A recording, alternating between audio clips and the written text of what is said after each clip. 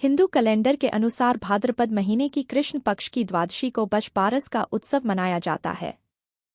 इस दिन गाय और उसके बछड़े की पूजा करी जाती है। बछबारस पूजा की कथा इस प्रकार है।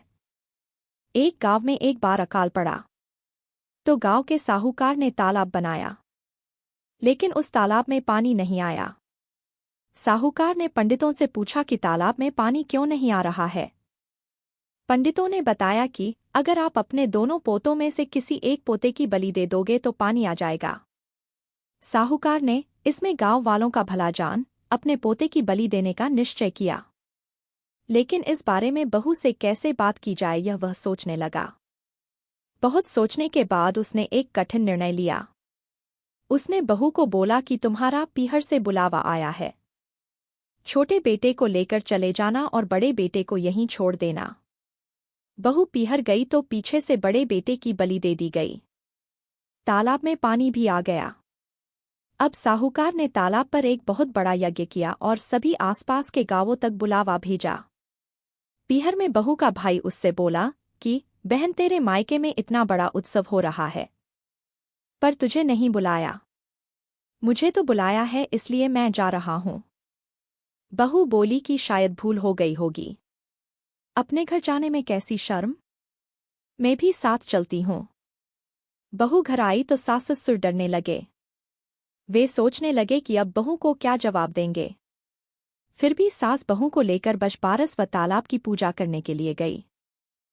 सास मन ही मन बछबारस माता से प्रार्थना करने लगी कि हे माता, मेरी लाज रख लेना। तालाब पर पहुंचकर सास और बहू ने पूजा करी। सास बोली, बहू, जैसा मैं कहती हूं वैसा करो। तालाब की किनार कसुंबल से खंडित करो। बहू ने सास की बात मानी और किनार खंडित करके अपने दोनों बेटों को आवाज दी कि आओ और लड्डू उठाओ। बछबारस माता की कृपा हुई और तालाब की मिट्टी में लिपटे दोनों बेटे दौड़े चले आए।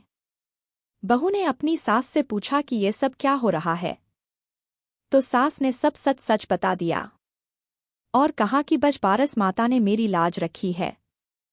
इस कहानी में बछबारस माता ने सास, ससुर और बहू पर कृपा करी। इस कहानी में बछबारस माता की कृपा के पीछे दो पहलू हो सकते हैं। सास की बछबारस माता के प्रति भक्ति और ससुर का लोकहित में अपने पोते की बलि चढ़ाने का फैसला। ससुर ने लोकहित को अपने निजी हितों से ऊपर रखा। हिंदू पौराणिक कहानियों में यह पहलू कई जगह आता है कि जो लोग जनहित को महत्व देते हैं, भगवान उनकी मदद जरूर करते हैं। बिना बुलावे के भी बहू का अपने घर यज्ञ में जाना भी प्रशंसनीय है। उसने अपने मन में किसी प्रकार की दुर्भावना को जन्म नहीं लेने दिया। इस कहानी के सभी पात्र भले, ईश्वर भक्त और साफ दिल प्रतीत होते हैं, जिसके कारण भगवान की उन पर कृपा रही। बोलो बछबारस माता की जय।